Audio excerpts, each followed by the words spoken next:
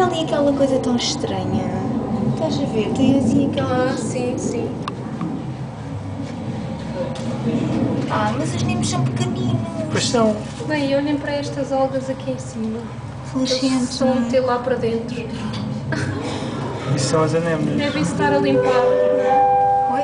Será que eu já? Acho que sim. Já são quase 8 da noite. A sério? A sério? Mas já está a ser um bocado de tarde. A sério? Admira que já tens uma fome. Já são horas de jantar. Vamos embora então. Oh, tão giro.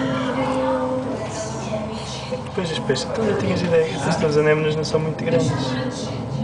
Os palhaços andam assim no meio das anémonas. Estes peixes Eu eram pensava que eram maiores. maiores Não, também. são assim, pequenininhos. São giríssimos. E são assim todos arrepiados.